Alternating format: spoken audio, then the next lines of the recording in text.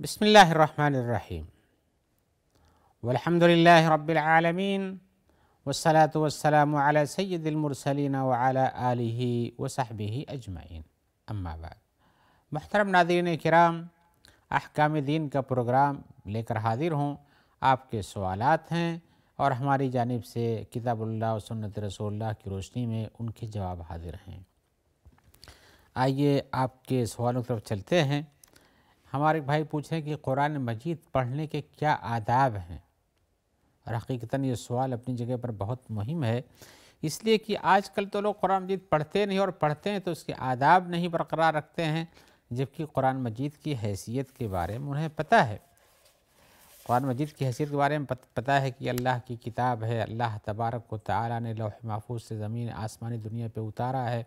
پھر اس کے بعد حضرت جبرائیل علیہ السلام اسے وقتاً فوقتاً جیسا جب اللہ کا حکم تھا رسول اللہ صلی اللہ علیہ وسلم کے پاس پہنچاتے تھے، رسول اللہ صلی اللہ علیہ وسلم اس کو یاد کر لیتے تھے،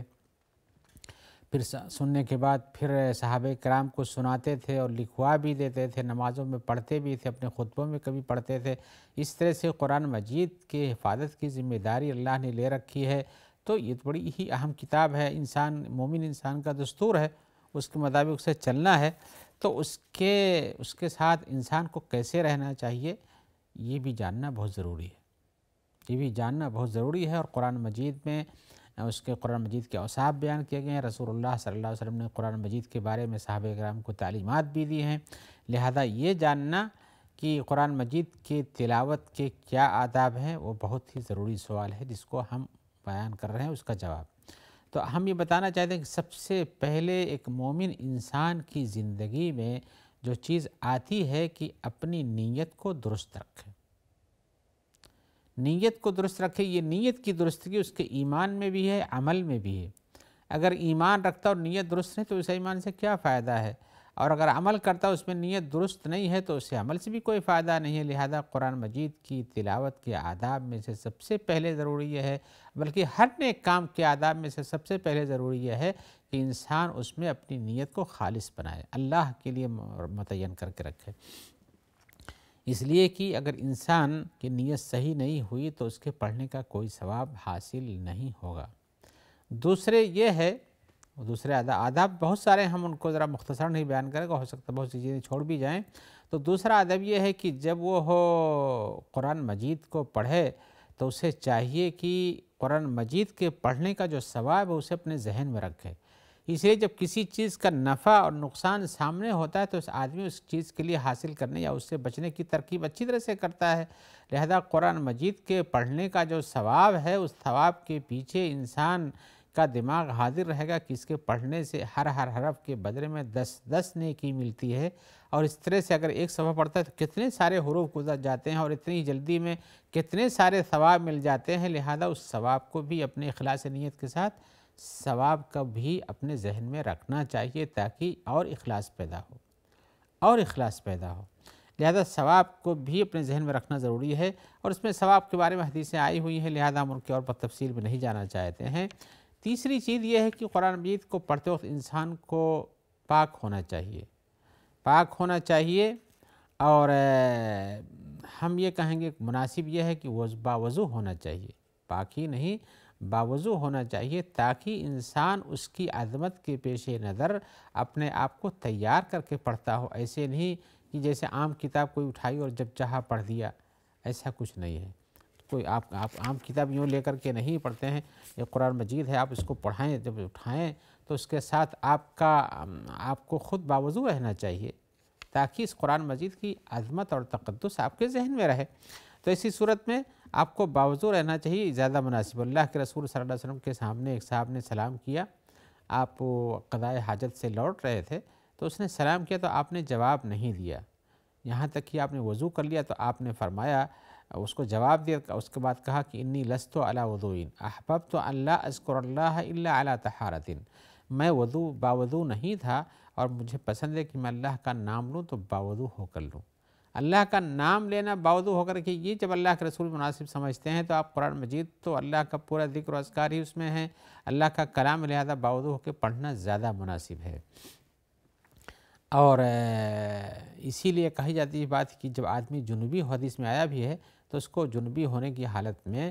قرآن نہیں پڑھنا چاہیے۔ جنبی کا مطلب یعنی احتلام ہو گیا ہو یا گھر میں سویا ہو، بیوی کے ساتھ اسے نہانے کی ضرورت ہو تو اس بلا نہائے وہ قرآن مجید کی تلاوت نہ کرے۔ اللہ کی اگر کوئی چیز ایسی جو دعاؤں میں سے ہے، جیسے اعوذ باللہ من الشیطان الرجیم پڑھنے کے ساتھ پھر بسم اللہ الرحمن الرحیم پڑھتا ہے، یا کوئی دعا ہے ربنا آتنا فی الدنیا حسنۃ وفی الآخرۃ حسنۃ وقنا عذاب النار جیسے کہہ لیتا ہے، تو بطور دعا کے جو چیز ہے وہ استعمال کی جا سکتی ہے، یا بطور ابتدا کے آپ بسم اللہ الرحمن الرحیم کہہ سکتے ہیں۔ لیکن آپ کہ آپ قرآن مجید پڑھنا شروع کر دیں، سورہ فاتحہ شروع کر دیں، دوسری صورتیں شروع کر دیں، یہ آپ کا مناسب کام نہیں، بلکہ باوضو ہونا چاہیے، اور بڑا اور نہانے کی ضرورت ہو تو نہا کر کے ہی کرنا چاہیے، اس میں یہ ضروری ہے۔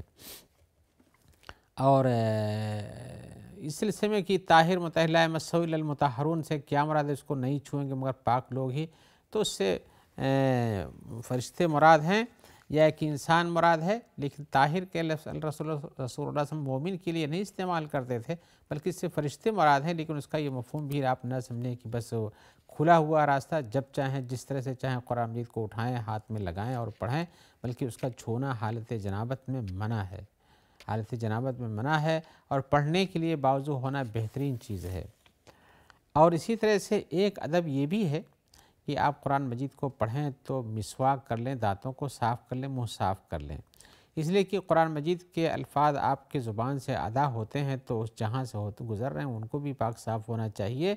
اور اسی طرح سے ایک بہت بڑا ادب یہ بھی ہے کہ آپ جب پڑھیں تو ذرا خشوع سے پڑھیں، تدبر سے پڑھیں، سوچ کر پڑھیں، کیا پڑھ رہے ہیں یہ ساری چیزیں ہوں، اور آیتوں کے جیسے پڑھنے کا مقام اور طرز ہے اس حساب سے پڑھتے رہیں۔ ایسا نہیں ہو کہ آپ پڑھتے جا رہے ہیں اور بہت تیزی سے پڑھ رہے ہیں، نہ کچھ آپ سمجھتے ہیں، نہ اگر کوئی سن رہا ہے تو وہ بھی نہیں سمجھتا ہے، یہ چیزیں غلط ہیں، خاص طور سے جہاں لوگ حرف کھا جاتے ہوں، حرف کھا جاتے ہوں، یہ قرآن پڑھنے کا طریقہ نہیں ہے۔ قرآن مجید کے آداب ہوتے ہیں، آپ کچھ جگہوں پہ سنتے ہوں گے کچھ لوگ نماز پڑھاتے ہیں اتنی اسپیڈ میں رہتے ہیں کہ ان کا مقصد قرآن سنانا نہیں، قرآن ختم کرنا ہوتا ہے،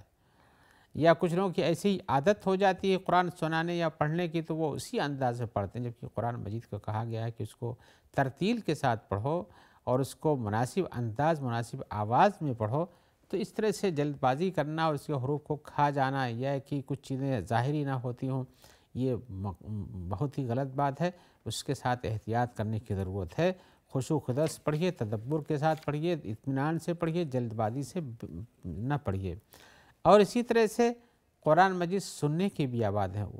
کچھ آداب ہیں، ان کو بھی بتا دینا ضروری ہے، جیسے پڑھنے والے کے اوپر آداب ہیں، سننے والے کے بھی اوپر آداب ہیں۔ قرآن مجید میں وَإِذَا قُرِئَ الْقُرْآنُ فَاسْتَمِعُوا لَهُ وَأَنصِتُوا، جب قرآن پڑھا جائے تو اس کے لیے سنو اور کان لگاؤ، چپ رہو، کان لگا کے سنو اور چپ رہو۔ تو گویا کہ قرآن سننے والے کے آداب میں سے ہے کہ جب قرآن مجید تلاوت ہو تو اس سے شور شر کرنے سے، دنیا کی باتوں کے کرنے سے باز آ جانا چاہیے۔ قرآن مجید سننا ہے تو غور سے اور توجہ سے سننا چاہیے۔ اور ایسے ہی یہ بات بھی کہی جا سکتی ہے کہ جو پڑھتا ہو ایسے لوگوں کو نہ سنا رہا ہو جو بالکل غفلت میں ہو، کھیل رہے ہوں، کچھ اور کر رہے ہوں، ایسے نہیں کرنا چاہیے۔ پڑھنے والے کو بھی چاہیے کہ ایسے لوگوں کے ساتھ نہ پڑھے کہ ہم قرآن تم کو سنا رہے، سنتے ہی نہیں وہ لوگ، انہیں کوئی توجہ نہیں ہے، تو اس کو نہیں پڑھنا چاہیے۔ اور اگر پڑھنے کے لیے کہا ہے تو پھر سننا چاہیے، سننے والوں کو ان کو غفلت نہیں برتنا چاہیے۔ اور اگر کچھ لوگ ایسے ہیں جن کو آپ کی قرات پسند ہی نہیں ہے، یا آدمی کے پڑھنے کا انداز نہیں صحیح، لوگ اس پہ بالکل توجہ نہیں دیتے ہیں، غلطیاں بھی کرتا ہے، تو پھر اس کو مزید اپنی طرف سے زبردستی کرنے کی کوئی بھی ضرورت نہیں ہے۔ ہاں، جب کسی آدمی کی تلاوت اچھی ہے، پڑھتا ہے، اس کو لوگ سننا چاہتے ہیں تو اسے سنانا چاہیے، لیکن جب تک یہ لوگ سننے کے لیے تیار اور رہیں، اور جب اس سے غفلت برتیں تو اس کو بند کر دینا چاہیے۔ رسول اللہ صلی اللہ علیہ وسلم بھی ہمیشہ اپنے ساتھیوں کو، جو کہ ہمیشہ ہی سننے کے لیے تیار رہے، ہمیشہ بھی سناتے بھی نہیں تھے، کبھی نصیحت کرتے، کبھی کو بعض دن ناغہ کر دیتے، قرآن مجید سناتے، کبھی صحابہ کرام کو بتاتے بھی تھے، کبھی ان سے سنتے بھی تھے۔ لیکن میرا بتانے کا مقصد یہ ہے کہ کوئی یہ نہیں ہے کہ انسان ہمیشہ اس کو پہ لگا رہے اور اسی پہ پابند رہے۔ لہذا یہ بات بھی کہی جا سکتی ہے کہ قرآن مجید کو آپ لگا دیجئے گھر میں، کیسٹوں میں جیسے لوگ لگا دیتے ہیں یا ٹیلی ویژن پہ لگا دیتے ہیں، چلتا رہتا ہے، باقی سارے کام کرتے ہیں جو کہ مناسب نہیں ہوتے ہیں اس وقت میں، کھیلنا کودنا، آواز کرنا، مذاق کرنا، اس سے غفلت برتنا، یہ سب چیز مناسب نہیں، قرآن مجید کے آداب ہیں، ان آداب کو بجا لانا چاہیے۔ اور اسی طرح سے قرآن مجید کے آداب میں سے کہ اس کے اندر جو چیزیں مطلوب ہوتی ہیں، جیسے کہیں عذاب کی آیت گزرتی ہے تو اس پر آپ کو اللہ کے عذاب سے پناہ مانگنا چاہیے۔ کوئی اللہ کے نعمت کی آیت گزرتی ہے تو وہاں آپ کو نعمت طلب کرنا چاہیے۔ کہیں کوئی دعا گزرتی ہے تو اس دعا کو دوبارہ بھی دہرا لینا چاہیے۔ اور اسی طرح سے یہ سب چیزیں ایسی ہیں، اسی کے ساتھ سجدے تلاوت آ جائے تو سجدے تلاوت کے لیے سجدہ بھی کرنا چاہیے۔ یہ سب قرآن مجید کے آداب ہیں۔ جہاں رسول اللہ صلی اللہ علیہ وسلم نے وقوف کیا ہے یا جہاں رکنا منع ہے وہاں ملا کے پڑھنا چاہیے، جہاں پڑھنا منع ہے ملا کر کے وہاں رک جانے کی ضرورت ہے تو رک جانا چاہیے، تاکہ قرآن مجید کے پڑھنے میں جو تدبر کے ساتھ پڑھنے کا مقصود ہے وہ یہی ہے کہ آپ کو ایک ایک جملے کے ساتھ پڑھتے ہوئے سمجھتے بھی رہنا چاہیے۔ اب یہاں ایک بات آتی ہے کہ اگر کوئی آدمی ایسا ہے جو پڑھنا جانتا ہے لیکن سمجھنا نہیں جانتا ہے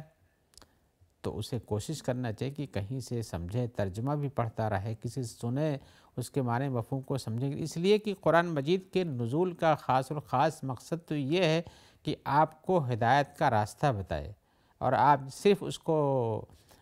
پڑھتے ہیں تبرک اور ثواب کے لیے، تو ثواب تو آپ کو ملنا ہے، اس لیے کہ ہر آیت، ہر ایک ایک حرف کے پیچھے ثواب موجود ہے، لیکن جو اصل مقصد تدبر کے ساتھ پڑھ کر کے عمل کرنا ہے وہ کب حاصل کریں گے؟ لہذا اس کے تدبر کے ساتھ حاصل بھی کرنا چاہیے، ایسا نہ ہو کہ آپ چھوڑ دیتے ہوں۔ آئیے ہم ایک اور سوال کی طرف چلتے ہیں۔ ہمارے بھائی پوچھ رہے ہیں، ہم میں سے بعض افراد ہیں جو دعا کرتے ہیں، قرآن مجید کی آیتیں پڑھ کر کے، حدیث میں وارد دعائیں پڑھ کر کے دعا کرتے ہیں، لیکن کیا بات ہے کہ کچھ لوگوں کی دعا اثر کرتی ہے اور کچھ لوگوں کی دعا کسی پر کچھ اثر نہیں کرتی ہے، جبکہ ہم یہ مانتے ہیں کہ ان آیتوں اور ان حدیث کی دعاؤں میں تاثیر موجود ہے، تو کیا وجہ ہے؟ تو ہم یہ بتانا چاہیں گے کہ بھئی قرآن مجید کی آیتوں سے یا رسول اللہ صلی اللہ علیہ وسلم کی صحیح حدیثوں جہاں پر دعائیں تذکرہ ہیں جن مقاصد کے لیے، ان کے پڑھنے سے وہ چیز حاصل ہوگی، لیکن ہر کام کے کرنے کے آداب اور شرائط ہوتے ہیں۔ ایسا نہیں ہے